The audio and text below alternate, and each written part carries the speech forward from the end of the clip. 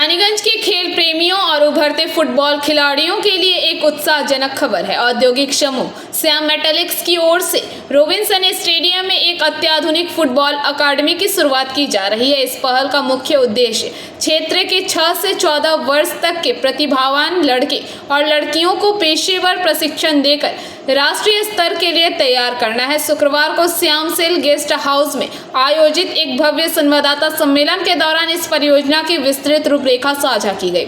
इस अवसर पर भारतीय फुटबॉल के दिग्गज पूर्व अंतर्राष्ट्रीय खिलाड़ी और अर्जुन पुरस्कार प्राप्त दीपक मंडल विशेष रूप से उपस्थित थे। उनके साथ स्टेडियम कमेटी के सचिव विश्वनाथ बनर्जी भी मंच पर मौजूद रहे।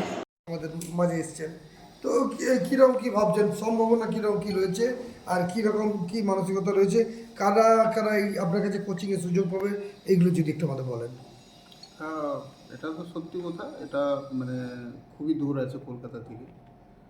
আর আমিও জানতাম না কি শ্যাম মেটালিক একটা এখানে রেসিডেন্সিয়াল একাডেমি চালাচ্ছে। সামহাও আমার সঙ্গে ইন্দ্রনীল যে আছে, এখনকার যে কোচ আছে ইন্দ্রনীল, ওনার সঙ্গে কথা হয়, তখনই আমি আসি এখানে। আমি প্রায় 1 বছর আগে থেকে আসছি এখানে। আসতাম আর শুধু দেখে যেতাম জিনিসগুলোকে কী হচ্ছে না হচ্ছে, কিছু প্র্যাকটিসও করাতাম। আর তারপরে ওর কাছ থেকেই শুনতাম কিছু কিছু ভালো প্লেয়ার আছে রেসিডেন্সিয়াল, মানে এখানে নর্থ ইস্টের কিছু ছেলেগুলো আছে, আলিপুরদুয়ারের কিছু ছেলেগুলো আছে যেগুলো খুবই ভালো প্লেয়ারগুলো আছে। আর এরা লোকাল টুর্নামেন্ট তো অনেক খেলে, তো জিতেছেও, প্রচুর টুর্নামেন্ট জিতেছে। তারপরে আমি একটা টুর্নামেন্ট, 2টো টুর্নামেন্ট আমি দিয়েছিলাম, একটা রায়গঞ্জে আর একটা ওই আশেপাশে। তো 2টো টুর্নামেন্টই, একটা চ্যাম্পিয়ন হয়েছিল আর একটা, 2টো চ্যাম্পিয়ন হয়েছিল আর একটা রানার্স আপ হয়েছিল।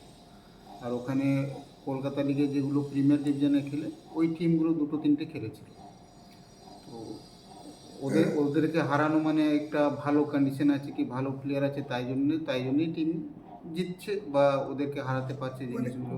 কারা কারা এরকম এই কোচিংয়ে পেতে পারবে, তাদের কিছু একটা শিডিউল তৈরি এখানে কোনো আপনারা ভাবলেন? এই যে আমরা যেটা এখন, এটা তো আছে রেসিডেন্সিয়াল একাডেমিটা আছে, এখানে অনেক লোকাল ছিল আছে, কিন্তু তারপরে আমরা এপ্রিল থেকে আমরা ভাবছি একটা নন রেসিডেন্সিয়াল বাচ্চাদের স্টার্ট করব 6 বছর থেকে 14 বছর অবধি। এটা আমি করেছি বা আমাদের যে মাইতিবাবু আছেন, স্যার আছেন, ওনার সঙ্গে কথা বলে এই জিনিসগুলো আমরা এগিয়েছি।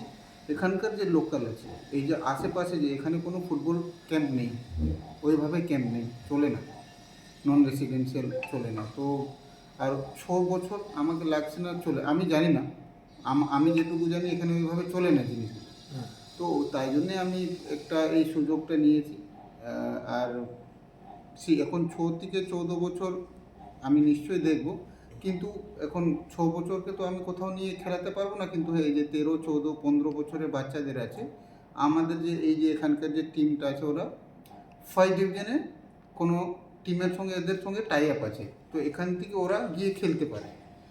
আর আমিও চেষ্টা করব আগে, মানে ফিউচারে আমরা যেমনি ইউথ আই লিগ হয়, এআইএফএ